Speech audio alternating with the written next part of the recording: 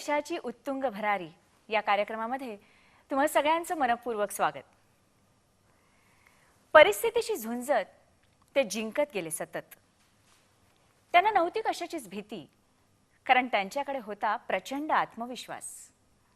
या आत्मविश्वासाच्या बळावरच त्यांनी विरोधकांनाही आपलंसं करून घेतलं आणि आपल्याच सारखी आपल्याच विचारांची कृतिशील माणसांची एक साखळीच तयार केली।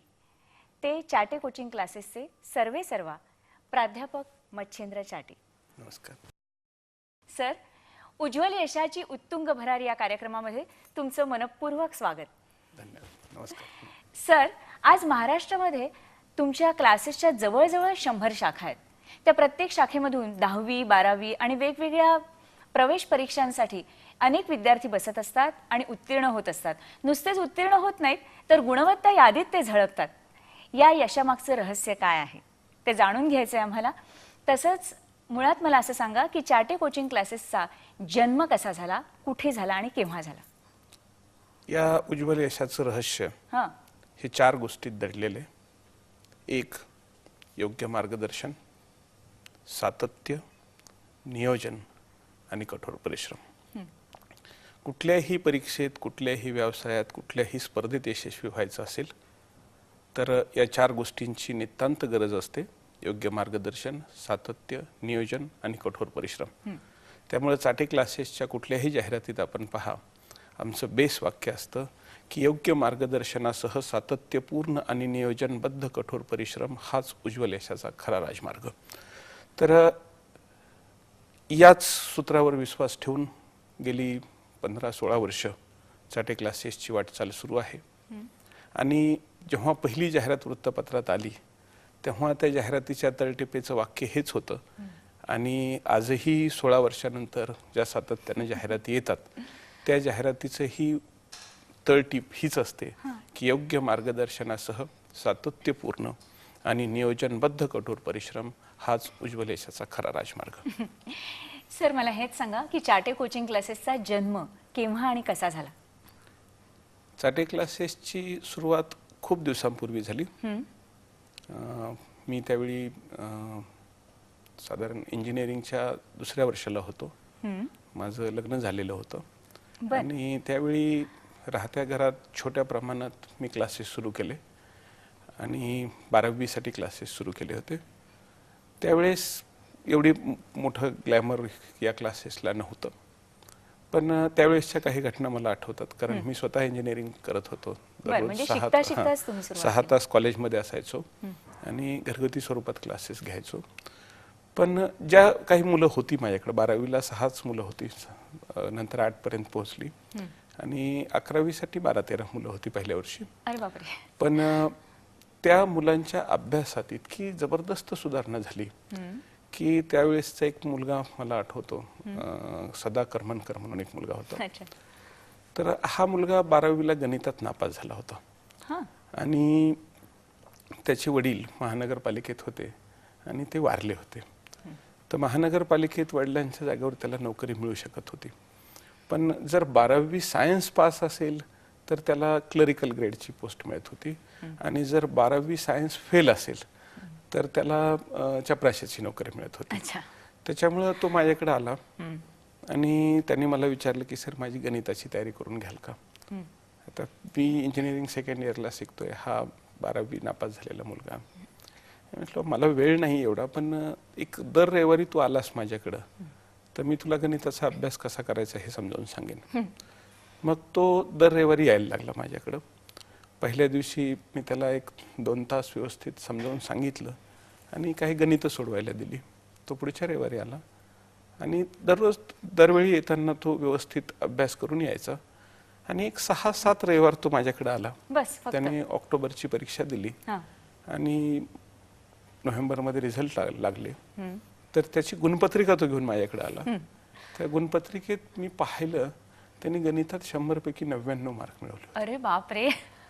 तो म्हटला, सर मी खरं म्हणजे सगळ्या विषयांसाठीच तुमच्याकडे क्लास लावला असता तर मला सगळ्या विषयात मिळाले असते चांगले गुण, मेडिकल इंजिनिअरिंगला कुठे ऍडमिशन सुद्धा मिळालं असतं, पण ठीक आहे तुमच्यामुळे मला माझ्या वडिलांच्या जागेवर क्लरिकल पोस्ट मिळाली। त्या मुलामध्ये जो फरक झाला त्याच्यापेक्षा जास्त फरक मला हा जाणवायला लागला की माझ्यामध्ये शिकवण्याची, मुलांकडून अभ्यास करून घेण्याची एक हातोटी आहे. फायनलला आल्यानंतर मग औरंगाबादमध्ये मी एक जागा घेतली भाड्याने. अच्छा. औरंगाबादमध्ये एक नामांकित क्लासेस होते रांगणेकर म्हणून. जवळजवळ 20 वर्ष औरंगाबादमध्ये त्या क्लासेसची खूप मोठी परंपरा होती. तर आणि त्या सरांनी आपलं वय झाल्यामुळं त्यांचा क्लास बंद केला होता. तर एक नाममात्र किमतीमध्ये त्यांनी सगळं फर्निचर, ती जागा, या सगळ्या गोष्टी मला दिल्या आणि मी त्या ठिकाणी क्लास घ्यायला सुरुवात केली. मी जेव्हा इंजिनिअरिंगला फायनलला होतो आणि माझा इंजिनिअरिंगचा अभ्यास सुरू होता त्यावेळेस माझ्याकडे जवळजवळ 400-500 मुलं झाली होती वेगवेगळ्या विषयांसाठी. आणि त्यावेळी आम्ही क्लासेसचा औरंगाबादमधली परंपरा अशी होती की 12वी साठी 200 रुपये पर सब्जेक्ट फीस आणि 11वी साठी 100 रुपये पर कुठल्या सब्जेक्ट. काळची गोष्ट आहे? साधारण 88-89. बर. आणि मग जी मुलं यायची सकाळच्या वेळी, जी मुलं फिजिक्सला यायची ती सगळी एकाच वर्गात. तर एका वर्गात 200-200, 300-300 मुलं व्हायला लागली. अरे बापरे. बरं, माझ्या आजूबाजूला सुद्धा जे क्लासेस घेणारे होते त्यांचं पण वातावरण असंच. एका वर्गात माझ्याकडे 300 मुलं, 300 मुलांना मी केमिस्ट्री शिकवतोय, 300 मुलांना मी गणित शिकवतोय, 200-200 रुपयांनी फीस येते. माझ्या बाजूला जे सर घेतात त्यांच्याकडे पण 300-300 मुलं आहेत. आणि ते क्लासेसचं मार्केटच झालं होतं औरंगाबादमध्ये की खूप मुलं, म्हणजे मुलांची कमीच नाही. गणिताच्या बॅचला 300-300 मुलं आणि उन्हाळ्याचे दिवस, AC नाही, पंखा नाही आणि पत्र्याच्या रूम्स आणि त्या भागामध्ये क्लासेस घेणं सुरू आहे. एके दिवशी मी विचार केला की या पद्धतीनं असे क्लास घेणं, यातून काही मुलांना उपयोग होतोय हे खरं आहे, पण आपण एवढ्या मुलांचे गृहपाठ तपासू शकत नाही, एवढ्या मुलांची व्यवस्थित टेस्ट घेऊ शकत नाही, एवढ्या मुलांची व्यवस्थित सराव परीक्षा घेऊ शकत नाही. त्याच्यामुळं आपण या पद्धतीनं क्लास फार दिवस चालवायला नको. आणि त्यावेळी मी पहिली जाहिरात वृत्तपत्रामध्ये टाकली की चाटे कोचिंग क्लासेस खास विद्यार्थ्यांसाठी की ज्यांना मेडिकल इंजिनिअरिंगला जायचे त्यांच्यासाठी स्पेशल बॅचेसचे आयोजन करत आहे. अच्छा. आणि स्पेशल बॅचेसचं आयोजन म्हणजे एका बॅचमध्ये फक्त 30 विद्यार्थी असतील. दर रविवारी घटक चाचण्यांचं आयोजन केलं जाईल. अभ्यासक्रम वेळेत संपवला जाईल. अभ्यासक्रम संपल्यानंतर रिव्हिजन्स घेतल्या जातील. रिव्हिजन्स नंतर बोर्डाच्या परीक्षेच्या अगोदर 4 ते 5 सराव परीक्षांचं आयोजन केलं जाईल. तर 1990ची ही गोष्ट. आणि ती जाहिरात पाहिली, माझ्याकडं माझ्या बॅचमधली काही मुलं आली की सर या बॅचची फी किती असेल. माझ्या डोक्यात थोडा आकडा त्या 200 रुपयाच्या गणितातून मी थोडं वेगळं आलो होतो आणि मी म्हटलं की बा या क्लासेसची, या बॅचची फी 12,000 रुपये असेल. 200 वरून 12,000 सगळ्या विषयांची. अच्छा. आणि संपूर्ण वर्षाच्या पूर्ण अभ्यासक्रमाची नियोजनाची बॅचची फीस. तर काही 2-4 मुलं आलेली गेली परत. मला वाटलं ही कल्पना काय फारशी यशस्वी होईल असं वाटत नाही. पण दुसऱ्या दिवशी 3 मुली माझ्याकडे आल्या. त्यांनी माझं सगळं ऐकून घेतलं. त्या म्हटल्या की ठीक आहे, आमचे पालक 12,000 रुपये फी द्यायला तयार आहेत. मी म्हटलं आता तुम्ही तयार आहात, तुमचे पालक तयार आहात, पण तुमची अभ्यासाची तयारी आहे की नाही हे मला बघू द्या. आणि मग मी त्या 3 मुलींना वेगवेगळे बोलवून 4-5 प्रश्न विचारले. त्या मुलींनी व्यवस्थित उत्तर दिली. मी त्यांना म्हटलं ठीक आहे, आता एक कमीत कमी 30 मुलांची तर बॅच झाली पाहिजे. त्या म्हटलं ठीक आहे. त्या 2-3 मुलींनी पुन्हा आणखी 2-3 मुली आणल्या. नंतर मग चर्चा होत गेली आणि एक 30 मुलं मला मिळाली त्या बॅचसाठी. आणि गमतीची गोष्ट म्हणजे त्यावेळेस विभागातून पहिली आलेली जी मुलगी होती तिने पण या बॅचसाठी नाव दाखल केलं, ज्योतिका जाधव. अच्छा. आणि ही बॅच छान बनत गेली. आणि मला ते 300 मुलांच्या बॅच मधून मी जरा थोडासा, बॅच सुरू होत्या त्या बॅच मी काय बंद केल्या नव्हत्या, पण ह्या 30 मुलांच्या बॅच मध्ये मला रिझल्ट दिसायला लागले. 1991चा 12वीचा रिझल्ट लागला. आणि आम्ही जे काही एक वेगळं पाऊल कोचिंग क्लासेसच्या रूपात टाकलं होतं त्याला प्रचंड यश मिळालेलं होतं. कारण ज्योतिका जाधव राज्यात दुसरी आली होती, 600 पैकी 580 गुण मिळवून. केमिस्ट्रीत 100 पैकी 100 गुण मिळाले होते. आणि ज्योतिका जाधव बरोबर आणखी एक मुलगा संतोष कुलकर्णी, तो पण मेरिटमध्ये आला होता. म्हणजे 30 मुलातून 2 मुलं मेरिटमध्ये आली आणि एक 2-3 मुलांचं मेरिट थोडक्याहून हुकलं होतं. पण ज्या 12 मुली होत्या त्या 12च्या 12 मुली मेडिकलला लागल्या. अरे बापरे. ओके. आणि जी 18 मुलं होती त्या 18 मुलांमधून जवळजवळ 10-12 मुलं मेडिकलला लागली. त्याच्यामुळे औरंगाबादमध्ये मी जे काही कन्सेप्ट घेऊन पुढे आलो होतो, ह्या कन्सेप्टची हळूहळू प्रसिद्धी व्हायला लागली आणि तिथल्या नामांकित कॉलेजेसची चांगली मुलं माझ्याकडे मोठ्या संख्येने यायला लागली. आणि 91ला जसा मी 12वीसाठी स्पेशल बॅचचा प्रयोग केला होता, तसा 10वीच्या स्पेशल बॅचचा प्रयोग केला. 10वीच्या स्पेशल बॅचला पहिल्या वर्षी मला 7च मुलं मिळाली. ती काय कन्सेप्ट फारशी यशस्वी होईल असं मला वाटलं नाही. पण त्या 7 मुलांमधून इंग्रजी मीडियमला 7 मुलं मिळाली आणि मराठी मीडियमला 30 मुलं मिळाली. आणि या 37 मुलांपैकी 4 मुलं 10वीला मेरिटमध्ये आली. आणि अशी मुलं मेरिटमध्ये आली की जी मुलं मेरिटमध्ये येतील अशी अपेक्षा ना त्या मुलांच्या पालकांना होती ना ती जी मुलं ज्या शाळेत शिकत होती त्या शाळेत ही मुलं मेरिटमध्ये येतील अशी अपेक्षा होती. त्यात खास करून सचिन नाफड, अभिषेक जोशी, भाग्यश्री खाटेर ही जी मुलं एकदम, योगेश कुलकर्णी आहेत, ती 4 मुलं एकदम मेरिटमध्ये आली. आणि त्याच्यामुळे एक माझा विश्वास बळावला. आणि एक विशेष गोष्ट अशी जाणवली की मुंबईतली काही मुलं जी वॅकेशनसाठी, सुट्टीसाठी औरंगाबादला आली होती आणि त्यांना आमच्या क्लासेसची माहिती कळाली आणि त्या मुलांच्या रिलेटिव्हजनी मुंबईच्या मुलांना औरंगाबादमध्ये ऍडमिशन घ्यायला लावलं कॉलेजमध्ये आणि चाटे क्लासेसमधून त्यांना 12वीची तयारी करायला लावली. अशी खूप मुलं मला त्या ठिकाणी आठवतात की जी मुंबईवरून औरंगाबादला आली होती. तर अशी ही चाटे क्लासेसची सुरुवात आहे. हा जो विस्तार आहे तुमचा, जो घरापासून सुरू झाला, कोचिंग क्लास, मग दुसरी शाखा, त्यानंतर तुम्ही मुंबईत कसे आलात आणि का आलात? 1994 मध्ये 94 पर्यंत मी दररोजच्या क्लासमध्ये वैयक्तिक लक्ष घालायचो. दररोज 17-18 तासाची माझी मेहनत होती. पण 94 नंतर असं जाणवायला लागलं की आपण थोडंसं क्लासेसचं वर्किंग मी कमी केलं. मी स्वतः शिकवणं बंद केलं. माझ्या पद्धतीनं मी सांगितलेल्या सिस्टीमने व्यवस्थित काम करणारे अनेक शिक्षक, प्राध्यापक आम्ही चाटे क्लासेसमध्ये तोपर्यंत तयार केलेले होते. आणि 94-95ला जेव्हा 95ला सिलेबस बदलला आणि 96ची 10वीची पहिली परीक्षा नवीन पॅटर्न प्रमाणे होणार होती, त्यावेळी 10वी आणि 12वीसाठी आम्ही काही नमुना प्रश्नपत्रिका संच तयार केले. आणि हे नमुना प्रश्नपत्रिका संच विक्रीसाठी मी अनेक दुकानांमध्ये अनेक ठिकाणी ठेवले. मुंबईत ठेवले, नागपूरला ठेवले, पुण्यात ठेवले. त्याची जाहिरात केली. पण दुर्दैवानं आमचा हा प्रोजेक्ट पूर्णपणे फेल गेला. प्रश्नपत्रिका संच आपल्या अपेक्षा इतके विकले गेले नाहीत, हे खरं. पण विकले तर गेलेत मोठ्या संख्येने. आणि दुसऱ्या वर्षी त्याच पुस्तकांना पूर्ण महाराष्ट्रातून, खास करून पुण्यातून, मुंबईतून इतकी मागणी आली की 3-4 महिन्यात ते सगळे प्रश्नपत्रिका संच विकले गेले. 30-40 लाख रुपयाचा त्यातून रेव्हेन्यू आला. नंतर पुन्हा त्या पुस्तकांच्या प्रती छापायला घेतल्या, कारण आमची अशी अपेक्षा होती की हे सगळं 2 महिन्यात विकलं जाईल. पण एप्रिल-मे पर्यंत त्या बऱ्यापैकी विकून झाल्या. मग मी विचार केला की आपण 12वीसाठी अतिशय चांगल्या नोट्स तयार करू. आणि मग 1994-95 मध्ये मी 12वीच्या नोट्स तयार करायला घेतल्या.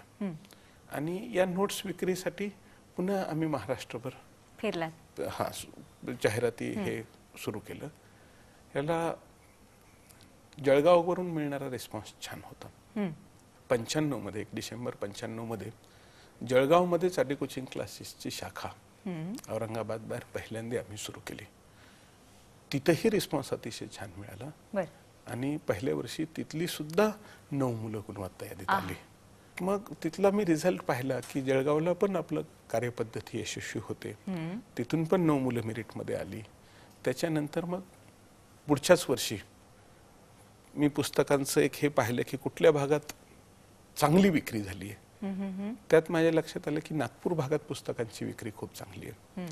म्हणून 97 मध्ये मार्च 1997ला मी नागपूरमध्ये क्लासेस सुरू करायचं ठरवलं. खरं म्हणजे नागपूरनी माझ्या ह्या सगळ्या वाटचालीमध्ये मला खूप मदत केलेली आहे. आणि नागपूर शहरामध्ये 1997ला मला जो मिळालेला रिस्पॉन्स होता हा अतिशय चांगला रिस्पॉन्स होता. आणि तिथूनही मुलं मेरिटमध्ये आली मोठ्या संख्येनं. आणि नागपूरचा प्रतिसाद पाहता मग आम्ही लवकरच तिथून अमरावती, चंद्रपूर, अकोला या भागातही साठी क्लासेस पोहोचले. याच्यासाठी आवश्यक लागणारी टप्प्याटप्प्यातली मॅनपॉवर किंवा आम्ही प्रशिक्षित करणं, त्यांना हे करणं, काही माझ्या व्हिजनची माणसं मॅनेजमेंटमध्ये माझा भाऊ होता, तोही मेहनत करत होता, इतरही काही माणसं आली. आणि त्यावेळीही मला मुंबईत अतिशय छान प्रतिसाद मिळाला. आणि इतका छान प्रतिसाद मिळाला की त्याच वर्षी म्हणजे एप्रिल 98 मध्ये मी नाशिक, पुणे, कोल्हापूर, सोलापूर आणि जी काही शहरं उरलेली होती महाराष्ट्रातली त्या सगळ्या ठिकाणी चाटे क्लासेस पोहोचले. म्हणजे खऱ्या अर्थानं जून 1998 पर्यंत चाटे क्लासेसच्या शाखा संपूर्ण महाराष्ट्रात आणि मुंबई शहर, उपनगर, कानाकोपऱ्यात पोहोचलेल्या होत्या. पुणे शहर, पुणे शहराचे उपनगर ह्या भागातही सगळीकडे चाटे क्लासेस पोहोचलेले आहेत. कोल्हापूर, औरंगाबादमध्येही नंतर 2च्या 4 शाखा झाल्या. कोल्हापूरमध्येही 1 शाखा सुरू केली होती, तिच्या 4 शाखा झाल्या. नागपूरमध्येही 4 शाखा होत्या, त्याच्या 8 शाखा झाल्या. पुण्यातही 3-4 शाखा सुरू केल्या होत्या, त्याच्या आता 16-17 शाखा झाल्या. आणि चाटे क्लासेस अशा पद्धतीनं सगळ्या महाराष्ट्रात पोहोचले. मुंबईत साधारण किती शाखा आहेत तुमच्या? मुंबईत सध्या माझ्या 38 शाखा आहेत. आणि संपूर्ण महाराष्ट्रात 100च्या आसपास आहेत. चाटे क्लासेसमध्ये प्रवेशासाठी कुठलीही अट नाही. प्रवेशासाठी अट असेल तर ती एकच, मुलाची अभ्यास करण्याची तयारी आहे का. आजही तुम्ही माझ्या कुठल्याही शाखेमध्ये जा, ऍडमिशन देताना आमचे ब्रांच मॅनेजर त्या मुलाला एकच प्रश्न विचारतात की बाबा तू नियमित रेग्युलर अभ्यास करणार आहेस का. असं जर असेल तरच चाटे क्लासेसमध्ये प्रवेश घे. काय चाटे क्लासेसमध्ये मी काही मुलांना देतो, पण मुलांना विनामूल्य प्रवेश देणं शक्य नाही, कारण हा प्रोजेक्टच चालणार नाही. पण पहिल्या दिवसापासून माझी जी एक प्रांजळ भूमिका आहे की जो कुणी विद्यार्थी मला त्याच्या पालकाच्या मेहनतीच्या पैशातून फीस भरून माझ्याकडे आलेला असतो, तो त्यांचा पैसा वाया जाऊ नये, त्या पैशाचा योग्य मोबदला आणि त्या मुलाचं उज्ज्वल भवितव्य या गोष्टीसाठी आम्ही अतिशय गंभीर आहोत सुरुवातीपासून आजपर्यंत. की आणि असं गुणवत्ता यादीतलीच मुलं म्हणून नाही, नापास झालेल्या मुलांना पण मी देतो. मी तुम्हाला सुरुवातीला सांगितलं की सुरुवातीला जो मुलगा माझ्याकडे आला तो गणितात नापासच होता आणि त्याला गणितात पासच व्हायचं होतं. 35 मार्क मिळावेत गणितात या अपेक्षेनं तो माझ्याकडे आला होता आणि त्यांनी 100 पैकी 99 मार्क मिळवले. आणि नंतर अशी अनेक मुलं, जेव्हा 300 मुलांच्या बॅचेस होत्या तेव्हा तर काही प्रॉब्लेमच नव्हता. तेव्हा कुणी ऍडमिशन घेतलं आणि कुणी नाही घेतलं ही गोष्ट आमच्यापर्यंत यायची सुद्धा नाही. कारण त्यावेळी मी इतका हे असायचो, कामात मग्न असायचो की सकाळी 4 पिरियड घ्यायचे, संध्याकाळी 4 पिरियड घ्यायचे, दुपारी माझं इंजिनिअरिंगचं कॉलेज करायचं, काही अभ्यास करायचा. आणि त्याच्यामुळं जे काही माझे तोपर्यंत 2-3 कर्मचारी होते, माझ्याकडे भाऊ होता, त्यांनी जे मला टाइम टेबल बनवून दिलेले की सकाळी 6 वाजता हा पिरियड आहे, 7 वाजता हा पिरियड आहे, 8 वाजता हा पिरियड आहे, 9 वाजता तो पिरियड आहे, वर्गात जायचं, पिरियड घ्यायचं, बाहेर यायचं, पुन्हा संध्याकाळी जायचं, पिरियड घ्यायचे, बाहेर यायचं.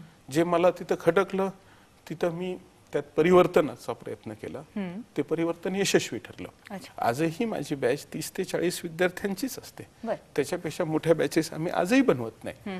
आणि प्रत्येक मुलाकडं म्हणजे 15,000 विद्यार्थी आहेत म्हणून मला सगळ्या विद्यार्थ्यांची नावं माहिती नसतील, मॅनेजमेंटला सगळ्या मुलांची नावं माहिती नसतील, पण त्या त्या ब्रांचेसमध्ये जे शिक्षक आणि ब्रांच मॅनेजर असतात त्यांना त्यांच्या ब्रांचची सगळी मुलं माहिती असतात.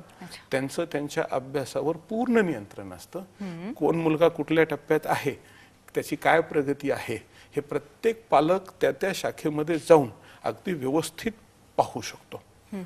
सर, आताच तुम्ही म्हणालात की प्रत्येक बॅचमध्ये आता साधारणपणे 30 ते 40 विद्यार्थी असतात, पण तरी सुद्धा सर 30 ते 40 विद्यार्थी जेव्हा एका बॅचमध्ये असतात तेव्हा जवळजवळ ती एक प्रकारची शाळाच झाली, नाही का? शाळा आणि क्लास यांची तुलना नाही होऊ शकत. कारण जी आत्मीयता, जो जिव्हाळा आज चाटे क्लासेसचे शिक्षक आणि प्राध्यापक यांच्यामध्ये दिसतो, तशी आत्मीयता, तो जिव्हाळा महाराष्ट्रातल्या अतिशय कमी शाळांमध्ये किंवा अतिशय कमी लोकांमध्ये आपल्याला पाहायला मिळेल. तोच मला फरक जाणून घ्यायचा होता की जर शाळेमध्ये इतके विद्यार्थी असतात आणि चाटे कोचिंग क्लासेसमध्ये पण बॅचेसमध्ये 30-40 विद्यार्थी असतात, तर मग प्रत्येक विद्यार्थ्याकडे तेवढं बारकाईने लक्ष दिलं जातं का? म्हणजे आता तुम्ही म्हणालात दिलं जातं ना. आणि ते कसं, कशा पद्धतीने? एक तर त्याची अटेंडन्स, तो मुलगा दररोज येतोय की नाही याच्यावर यंत्रणेचं पूर्ण लक्ष असतं. तुम्ही चाटे क्लासेसच्या कुठल्याही पालकांना विचारा, ते तुम्हाला निश्चित सांगतील की मुलगा क्लासला आला नाही तर त्यांच्या घरी फोन जातोच. अरे बापरे. प्रत्येक मुलाच्या, कुठलाही मुलगा अब्सेंट असेल तर त्या दिवशी त्याच्या घरी फोन जाणारच. अच्छा. नंतर जेव्हा रिव्हिजन्स वगैरे घेतले जातात तेव्हा त्या मुलांचा अभ्यास कुठपर्यंत आलेला आहे, जे काही पाठ करायचे मुद्दे आहेत हे त्यांनी पाठ केलेले आहेत का, जे काही सरावाचे मुद्दे आहेत त्याचा सराव त्यांनी केलेला आहे का, नंतर काही पेपर सोडवणं असतील ते त्यांनी सोडवलेत का, हे प्रत्येक मुलाचं पाहिलं जातं.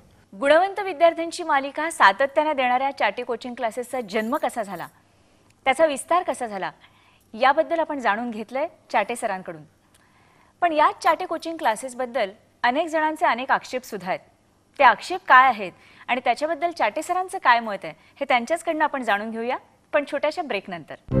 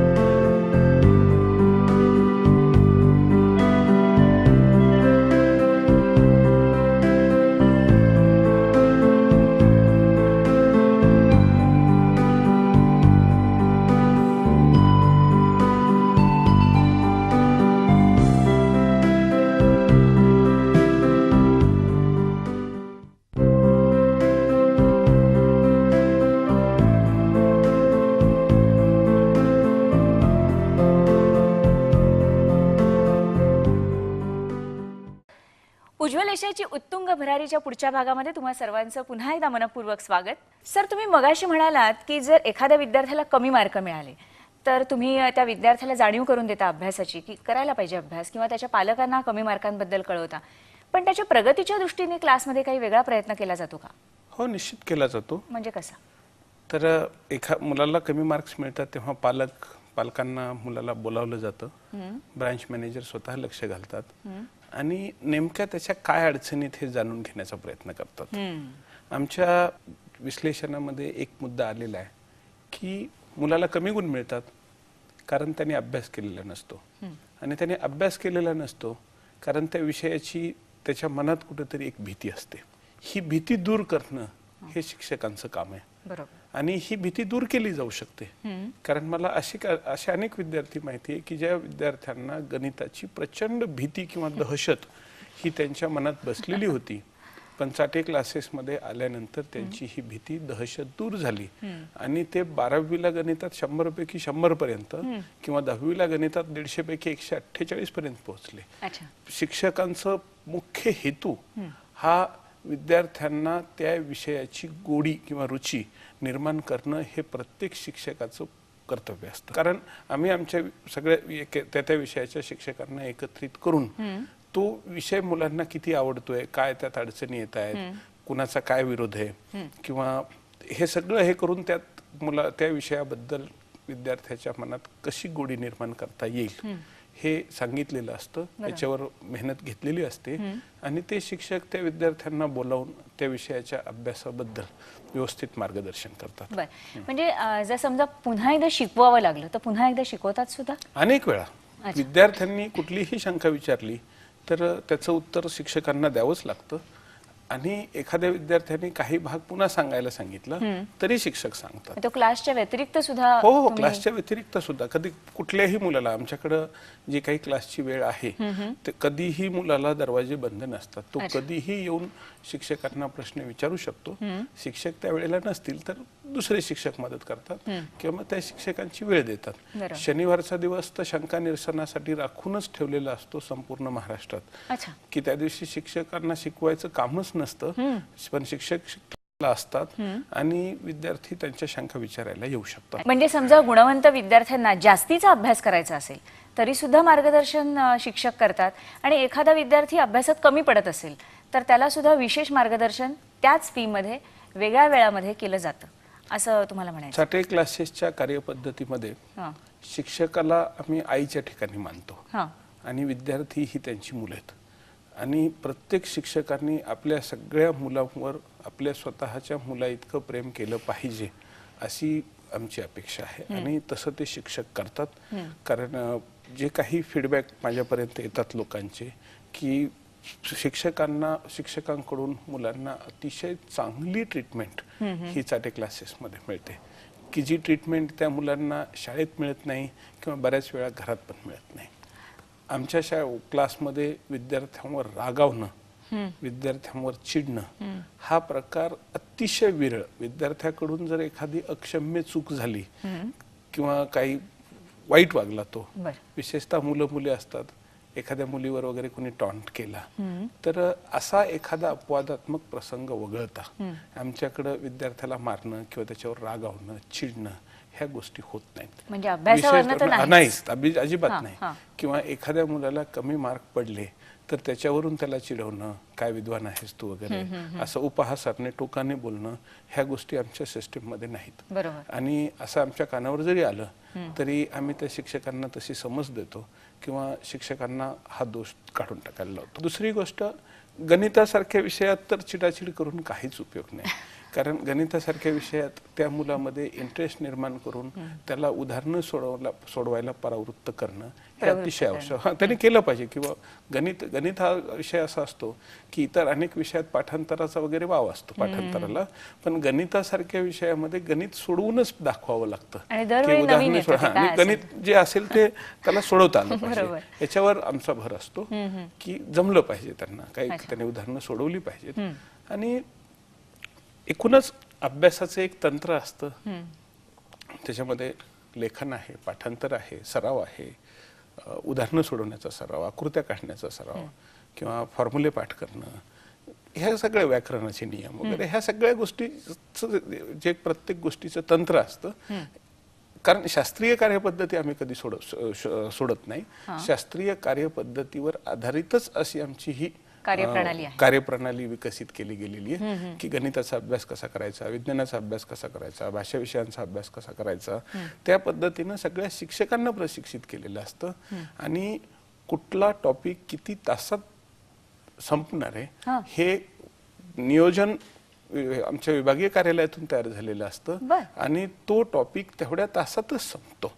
पालक मुलाचा अभ्यास करून घेतात तेव्हा नको असलेला फापट पसाराच त्या मुलाला इतका ऐकवतात की तो मुलगा वैतागून जातो.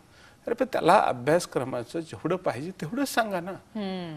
दुसऱ्या महायुद्धाचे परिणाम सांगा, ह्या प्रश्नाचं उत्तर विद्यार्थ्यांनी अशा प्रकारे मुद्देसूदपणे परीक्षेत लिहिलं पाहिजे. 10 मार्काचा प्रश्न असेल तर 10 मुद्दे, 5 मार्काचा प्रश्न असेल तर 5 मुद्दे, आणि शिक्षक त्याला हे व्यवस्थित समजावून सांगणार, प्रत्येक प्रश्नाचे मुद्देसूद उत्तरं त्याला समजावून सांगणार आणि फापट पसारा टाळणार. एरवी इतिहासाचे शिक्षक दुसऱ्या महायुद्धावर बोलत असताना हिटलर किती वाईट होता, अमुक कसा होता, चर्चिल कसा होता, तो कसा होता, हे अमुक काय झालं, तमुक काय झालं, भारताची भूमिका काय होती, या गोष्टींवर इतकं त्याचं रवंत आणि फापट पसारा करत बसतात की त्याची विद्यार्थ्याला खरोखरच गरज नसते. हा, हिटलर बद्दलची तुमची मतं किंवा हिटलर बद्दल एखाद्या व्यक्तीविषयीची तुमची मतं, व्यक्तिरेखा, हे भाग साहित्याचा आहे, हा भाग इतिहासाच्या अभ्यासाचा नाही. इतिहासाच्या अभ्यासात तुम्हाला जे प्रश्न विचारले जाणार आहेत त्याचं हे उत्तर आहे. वर्षाच्या तहाच्या अटी लिहा, वर्षाच्या तहाच्या ह्या 10 अटी, हे जेवढ्याच तेवढं करून घ्यायला पाहिजे, जास्त फापट पसारा नको. बरोबर. त्याच्यामुळे शिक्षक हे त्या विषयानं, आम्ही आमच्या शिक्षकांना सगळ्यांना तयार केलेलंच असतं त्यांचा विषय कसा शिकवायचा आहे, नंतर मुलांमध्ये त्या विषयाची गोडी कशी निर्माण करायची. आणि त्याच्यावर आमचे शिक्षक पण काम करताना जे शाळा महाविद्यालयामध्ये शिक्षकांवर कुणाचाच अंकुश नसतो की ते कसं शिकवतात, मुलांना समजतंय का, मुलांना आवडतंय का, परीक्षेच्या पॅटर्न आहे का, अचूकपणे घेतलं जातंय का, या गोष्टींवर शाळा महाविद्यालयामध्ये किंवा अन्य क्लासेसमध्ये कुणाचाच अंकुश नसतो. पण चाटे क्लासेसमध्ये शिकवत असलेल्या सगळ्या शिक्षकांवर आमच्या विभागीय कार्यालयाचा पूर्ण अंकुश असतो. एखाद्या क्लासमध्ये, एखाद्या ब्रांचमध्ये एखाद्या अमुक विषयात विद्यार्थी जास्त नापास होत असतील तर काय कारण आहे त्याचं, याच्यासाठी आमचे वेगवेगळे तासिका होतात, वेगवेगळे त्याच्यावर कार्य चालतं. नंतर एखादा विद्यार्थी कमी मार्क पडणं हा एक मायनस पॉईंट धरला जातो आमच्याकडं, आणि त्याच्यासाठी निश्चित मेहनत केली जाते. अनेक पालकांना विचारते, पालकांना बोलावून, विद्यार्थ्यांना बोलावून आम्ही त्या मुलाला त्या अभ्यासाकडे कसं वळवता येईल आणि त्याच्यात इंटरेस्ट कसा निर्माण होईल ह्या गोष्टी पाहत असतो. अच्छा सर, अजून एक आक्षेप नेहमी एकंदरीतच कोचिंग क्लासेस बद्दल घेतला जातो तो असा की पूर्वी कुठे कोचिंग क्लासेस होते तरी चांगले विद्यार्थी चांगले मार्क मिळवायचेच की, म्हणजे घरी पालक शिकवायचे, शिक्षक शिकवायचे. आज काय होतं की कोचिंग क्लासेसमुळे प्रत्येक शिक्षकाला शाळेत असं वाटतं की नाही का, हा सगळे विद्यार्थी बहुतेक कोचिंग क्लासला जातातच, मग कशाला शिकवायचं, त्यामुळे शिक्षक शिकवत नाही. माझा आक्षेप आहे की पूर्वी कोचिंग क्लासेस नव्हते हे इतिहासात मला तरी आठवत नाही. कारण जेवढा ज्ञात इतिहास आहे, महाभारत घ्याल, रामायण घ्याल, महाभारतात सुद्धा पांडवांसाठी आणि कौरवांसाठी द्रोणाचार्यांचा कोचिंग क्लासेस होतेच, ज्यांनी एकलव्यावर अन्याय केला. नंतर कुठला काळ, अनेक पुढचे राजे आले असतील, पुढचे ऋषीमुनींची संस्कृती असेल, त्या काळात सुद्धा ऋषीमुनींचे क्लासेस होतेच. किंवा नंतर अगदी अलीकडचा पुढचा कुठलाही काळ घ्या, कोचिंग क्लासेस नव्हते हे बरोबर नाही. कोचिंग क्लासेस होते. जशी एक शिक्षण व्यवस्था विकसित झाली त्या शिक्षण व्यवस्थेत कोचिंग क्लासेसचं प्रमाण कमी जास्त असेल, परंतु कोचिंग क्लासेस हे प्रत्येक वेळी होते. आणि आज काही लोक असे सापडणं शक्य की मी क्लास लावला नव्हता, चला मी सांगेन की मी पण 10वीला क्लास लावला नव्हता, आणि कुठलाही क्लास न लावता स्वतः अभ्यास करून शाळेत जेवढं शिकवलेलं आहे फक्त तेवढं करून मी 10वी मध्ये 90% गुण मिळवून गुणवत्ता यादीत 3रा आलो होतो.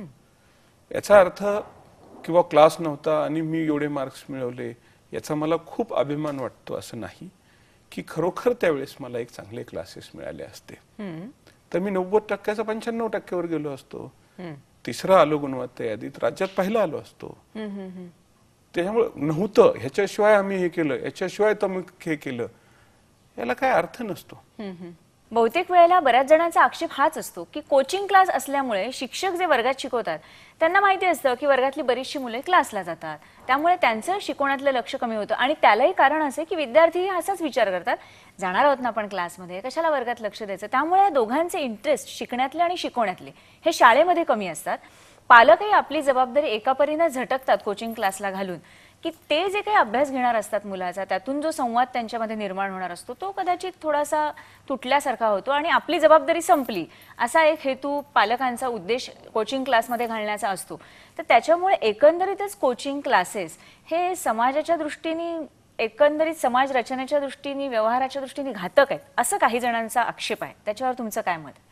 कोचिंग क्लासेसमुळे समाज विघातक असं काही घडतं अशी गोष्ट मी मानत नाही. कारण कोचिंग क्लासेस हे विद्यार्थ्याचा अभ्यास करून घेतात. त्या सदा करमनकर पासून ते अगदी यावर्षी गुणवत्ता यादीत आलेल्या विद्यार्थ्यांपर्यंत दरवर्षी दर परीक्षेत प्रत्येक परीक्षेत हे निश्चित दिसून आलेलं आहे की चाटे क्लासेसच्या कार्यपद्धतीमुळे ह्या विद्यार्थ्यांच्या अभ्यासात लक्षणीय सुधारणा आणि टक्केवारीत प्रचंड वाढ झाली आहे. जर शाळेमधला एखादा शिक्षक असा विचार करत असेल की त्याच्या शाळेतली मुलं क्लासला जाणारच आहेत, त्याला शिकवण्याची काही गरज नाही, तर तो शिक्षक महामूर्ख आहे.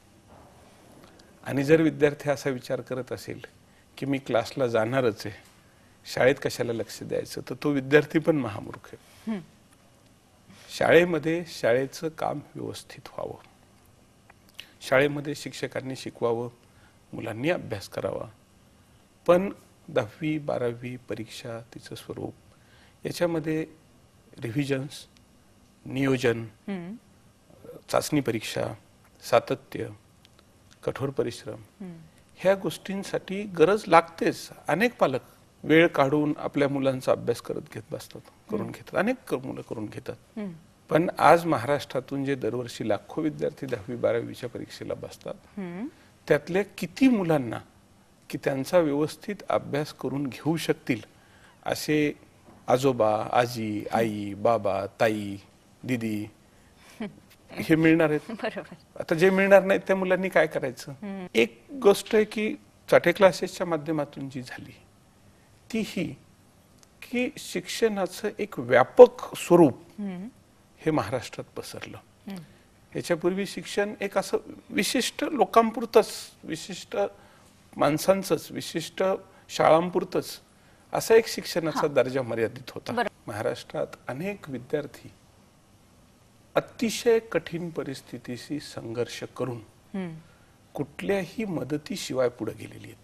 टीव्ही मालिका, व्हिडिओ गेम्स ह्या 2 कारणामुळे आज विद्यार्थ्यांचे दररोज कित्येक तास वाया जातात. आणि ह्या प्रलोभनापासून त्यांना दूर ठेवायचं असेल तर त्यांना दररोजचा अभ्यास दररोज झालाच पाहिजे.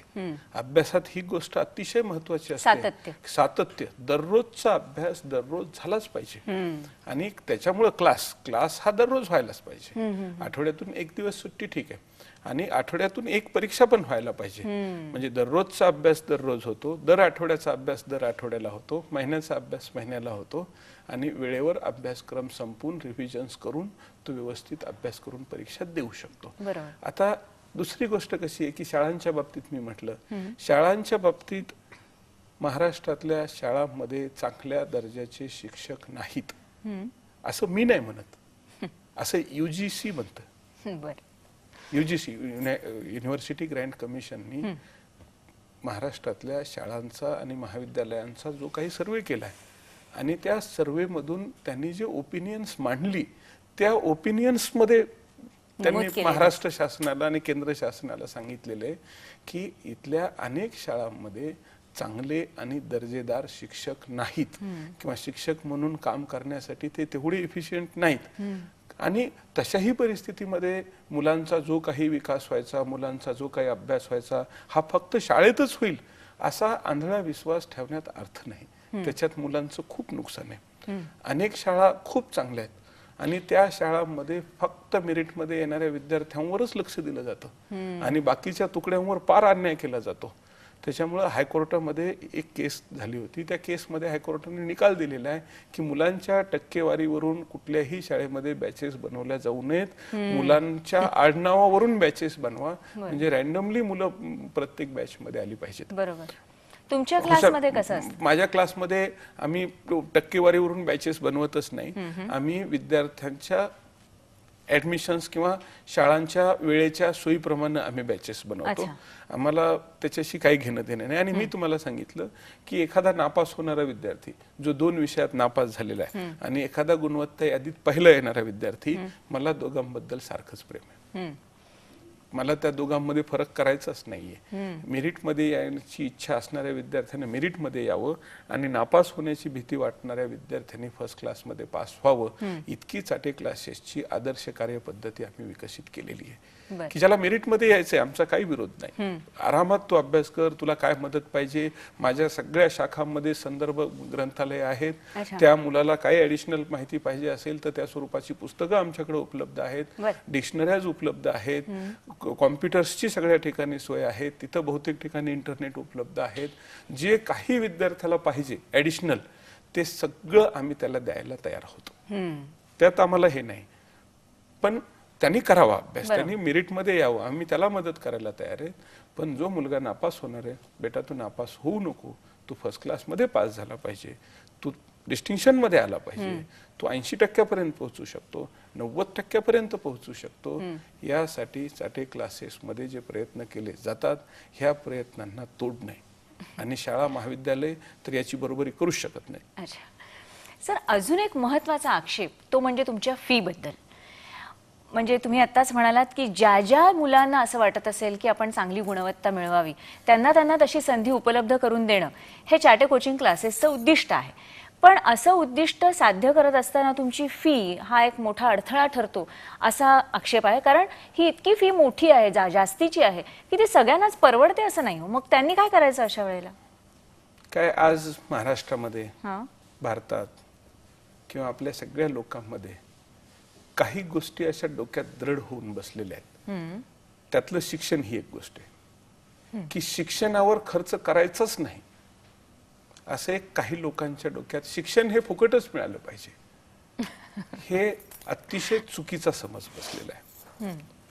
अनेक पालक मी पाहतो मुलांना खाऊ घेऊन देतात, कोल्ड्रिंक घेऊन देतात, मुलांना चांगली कपडे घेऊन देतात, गाडी घेऊन देतात, परंतु आपल्या मुलांनी चांगलं वाचावं, दर्जेदार वाचावं याच्यासाठी दर्जेदार पुस्तकं घेऊन देत नाहीत, याच्यासाठी त्याला चांगल्या अभ्यासाच्या सुविधा देत नाहीत. आणि सगळ्यात महत्वाचं म्हणजे शालेय शिक्षण तर काय मोफत मिळालं पाहिजे, कशाला खर्च त्याच्यावर.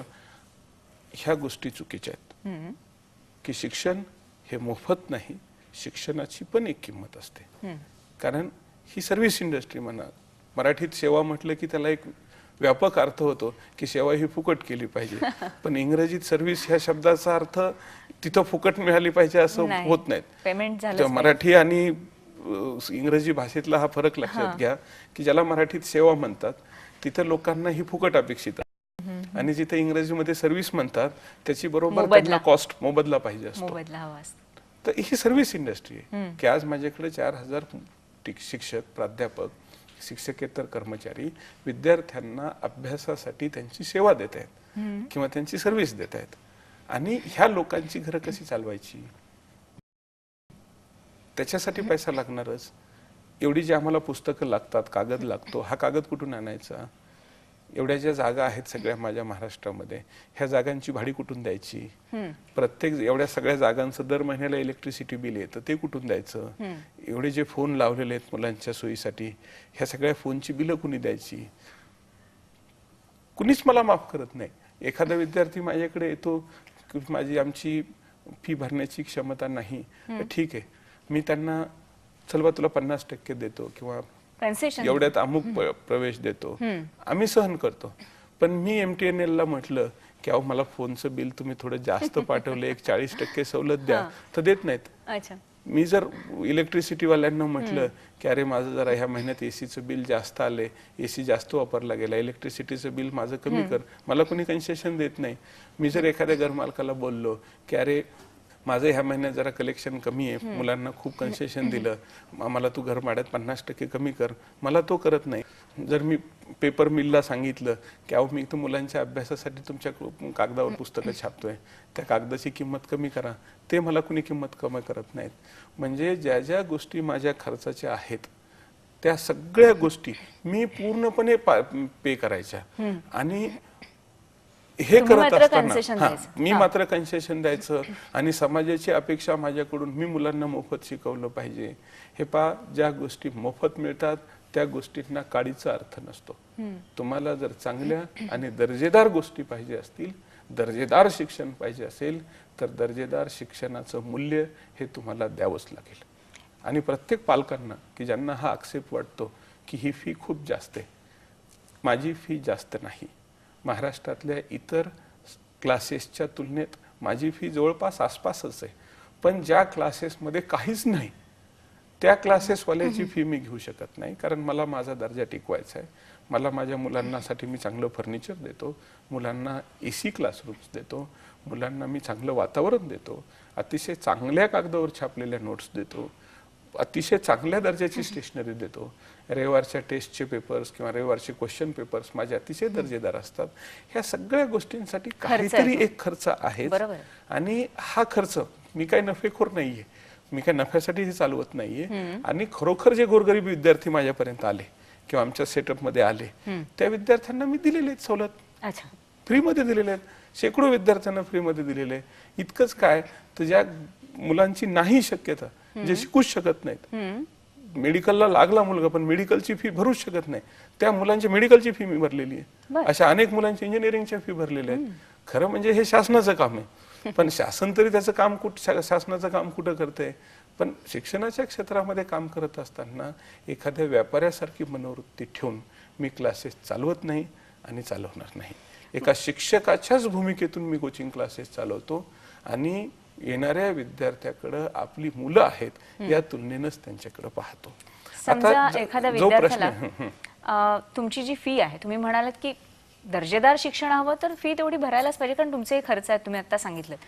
पण नाहीच शक्य तर तुम्ही कन्सेशन देता, पण एखाद्याची एकदम भरण्याची कॅपॅसिटी नाहीये तर हप्ते हप्त्यात भरू देतो. अच्छा, हप्ते हप्त्यात भरू देतो. हप्ते हप्त्याने सुद्धा तुम्ही अनेक पालक हे पैशाबाबत आम्ही काही फारसे आग्रही नाहीत. मी तुम्हाला सांगितलं मी काही व्यापाऱ्यासारखा कधी कुणाशी वागलो नाही आणि आयुष्य जरी माझ्याशी सावकारासारखं वागलं असलं तरी मी विद्यार्थ्यांशी मात्र ममतेनेच वागतो. आम्ही विद्यार्थ्यांकडून आम्हाला काही फारशा अपेक्षा नाहीत. आणि ही गोष्ट पण आम्हाला मान्य आहे की विद्यार्थी हा कमवत नसतो.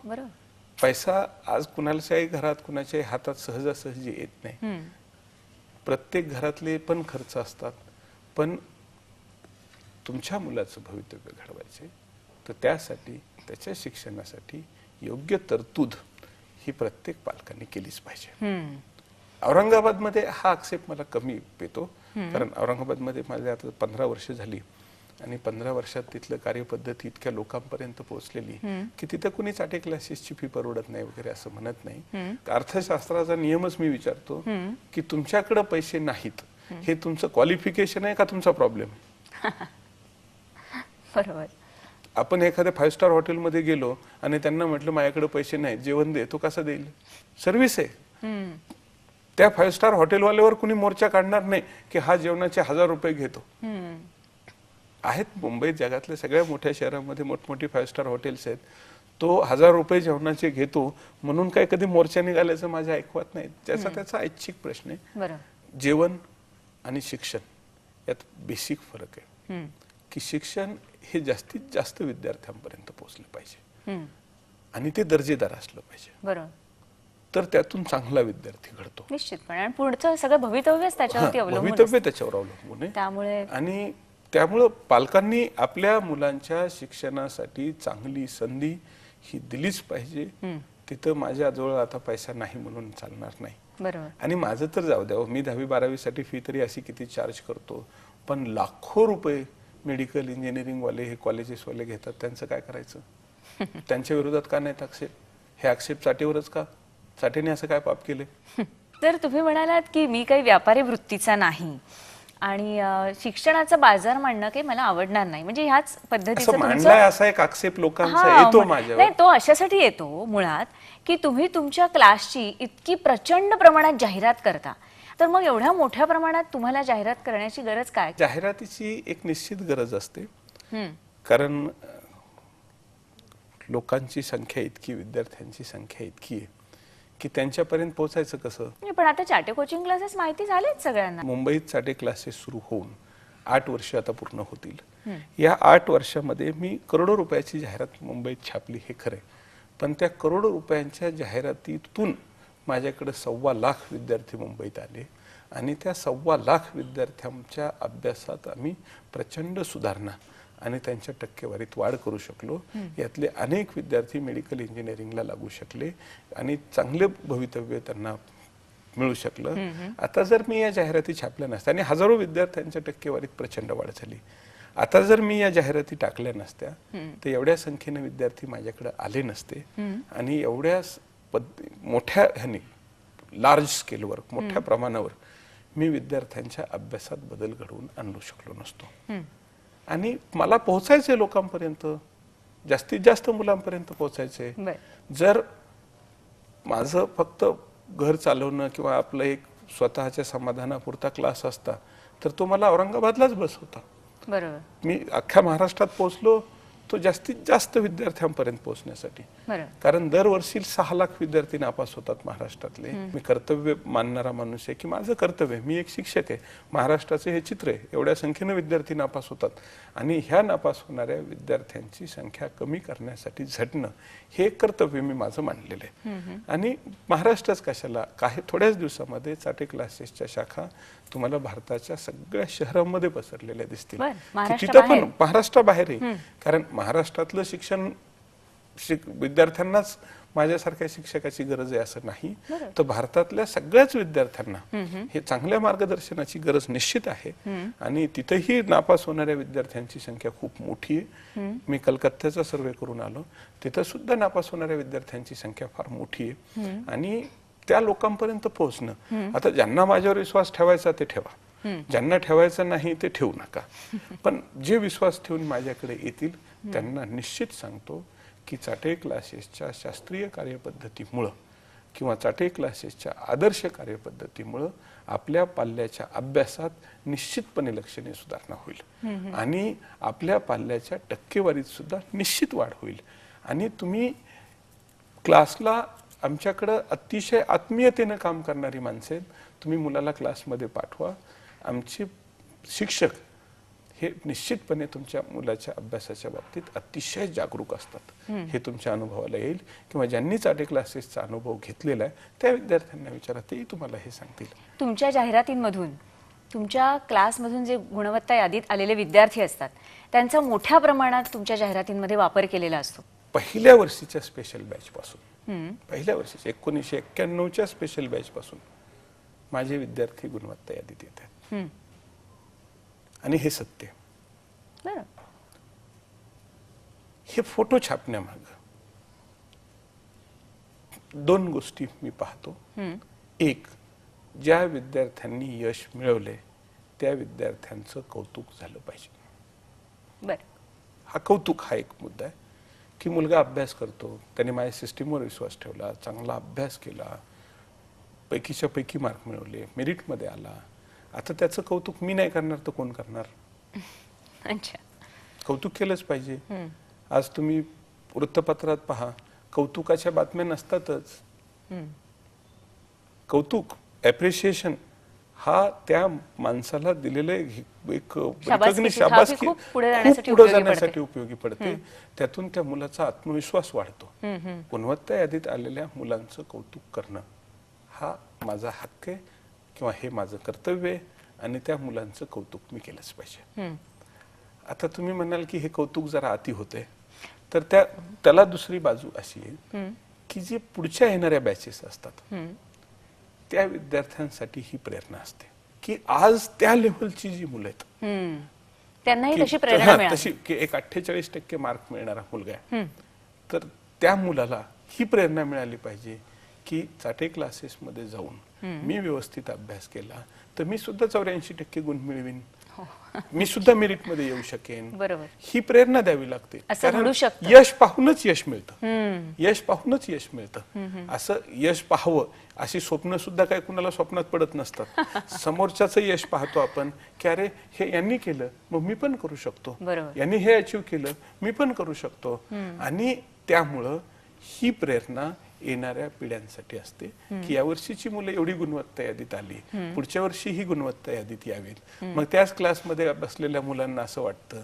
की अरे इथून गेल्या वर्षी हा मुलगा मेरिट मध्ये आला होता, या ब्रांच मधून आला होता, आपण सुद्धा मेरिट मध्ये आलं पाहिजे. असं येणाऱ्या त्या टीमला, जसं बघा एक भारताची क्रिकेट टीम असते, भारत म्हणून ती खेळते, पण यातले खेळाडू बदलत असतात. बरोबर.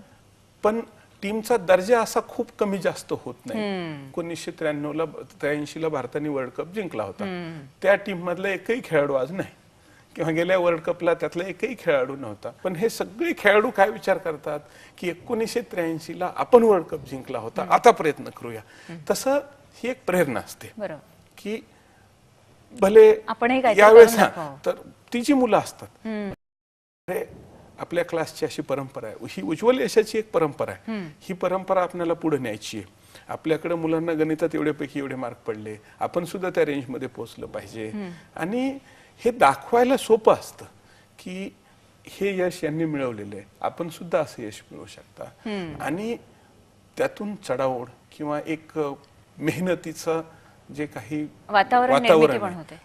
ही वातावरण निर्मिती होते. आणि कौतुक आणि प्रेरणा, ज्यांनी यश मिळवलं त्यांचं कौतुक, ज्यांना यश मिळवायचंय त्यांच्यासाठी प्रेरणा. आणि शिक्षणामध्ये विद्यार्थ्यांनी अभ्यास करावा, विद्यार्थ्यांनी अभ्यास करून आपलं करिअर करावं, ह्याच्यासाठी प्रेरणा आणि प्रोत्साहन देण्याचं काम हे खूप मोठ्या प्रमाणावर जे व्हायला पाहिजे होतं या समाजामध्ये, हे झालेलं नाही. आणि ती जबाबदारी मी पार पाडतोय किंवा जास्तीत जास्त विद्यार्थ्यांना मी कसा मोटिवेट करेन, जास्तीत जास्त विद्यार्थ्यांना मी कसं इन्स्पायर करेन, आणि त्यांच्या टक्केवारीमध्ये जास्तीत जास्त वाढ कशी होईल. कारण मला हे चित्र बदलायचे. आज शिक्षण पद्धतीबद्दलच एक आक्षेप घेतला जातो की या शिक्षण पद्धतीला काही अर्थ नाही. मग कशाला अर्थ आहे? ह्या शिक्षण पद्धतीत काही महत्वाचं नाही, दम नाही, हे कुठून सांगताय? ही शिक्षण पद्धती अतिशय उपयुक्त आहे आणि या शिक्षण पद्धतीतून करिअर भवितव्य घडवण्याची ताकद ह्या शिक्षण पद्धतीत आहे. शेकडो, हजारो, लाखो विद्यार्थ्यांचं भवितव्य ह्या शिक्षण पद्धतीत घडू शकतं. आज आपण एखाद्याला बेरोजगार म्हणतो, जो बेरोजगार म्हणून मिरवतो ना, त्याला विचारा तुला 10वीला किती टक्के मार्क होते, त्याला विचारा तुला 12वीला किती टक्के मार्क होते, त्याला विचारा तुला ग्रॅज्युएशनला किती टक्के मार्क होते, आणि ते मार्क त्याला बेरोजगार बनवतात. त्याची गुणवत्ता दिसत असेल तर तो कसा बेरोजगार राहील? आज ह्या देशात बेरोजगारी नाहीये. आज या देशामध्ये योग्य उमेदवारांची वानवा हा सगळ्यात मोठा प्रॉब्लेम आहे. आणि तोही दर्जेदार शिक्षण नाही म्हणून. आज आमच्यातले किती लोक जबाबदारीची कामं पार पाडण्याला सक्षम आहेत? कारण त्यांना दर्जेदार शिक्षण दिलेलंच नाही. बेरोजगारी इथून निर्माण होते की आपल्या शिक्षणाला पाहिजे तो दर्जा आलेला नाही. आणि शिक्षणाला हा दर्जा आला की आपल्या समाजातल्या चांगल्या पोस्टवर चांगली माणसं मिळतील. इतकंच नाही तर आज जागतिकीकरणाच्या परिसरामध्ये, जागतिकीकरणाच्या वातावरणामध्ये आज बाहेरच्या देशांमध्ये जाऊन करिअर करण्याच्या हजारो संधी आपल्या तरुणांना उपलब्ध आहेत. आज माझे अनेक विद्यार्थी आहेत की ज्यांचे मी फोटो अनेकांनी पाहिले असतील, संदीप वाघचोरे किंवा सचिन नाफड किंवा ही मुलं कुठे आहेत आज? ही मुलं अमेरिकेत आहेत, मोठमोठ्या पोस्टवर आहेत, 4-4, 5-5 लाख रुपये महिन्याच्या नोकरीवर आहेत. ही तिथपर्यंत कशी पोहोचली? तर ही त्यांच्या दर्जेदार शिक्षणामुळे पोहोचली. अनेकांचं असं मत की हा अभ्यासक्रम बदला. कशासाठी बदला? हे शिक्षण पद्धती बदला, ही परीक्षा पद्धती बदला. कशासाठी? हे नापास होतेत म्हणून.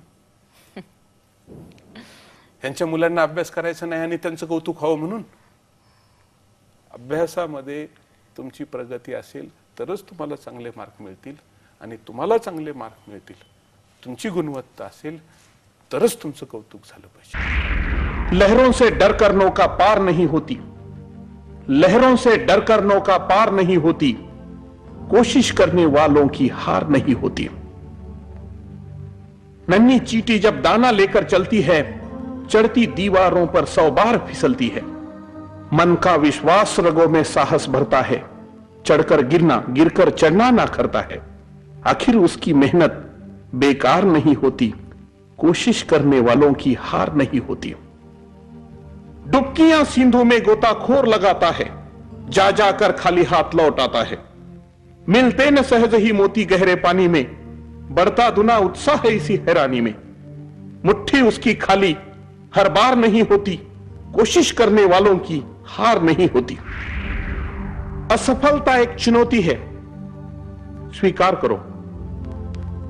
असफलता एक चुनौती है, स्वीकार करो. क्या कमी रह गई देखो और सुधार करो. जब तक न सफल हो नींद चैन की त्यागो तुम, जब तक न सफल हो नींद चैन की त्यागो तुम, संघर्षों का मैदान छोड़ मत भागो तुम। कुछ किए बिना ही जय जयकार नहीं होती, कोशिश करने वालों की हार नहीं होती। लहरों से डर कर नौका पार नहीं होती, कोशिश करने वालों की हार नहीं होती।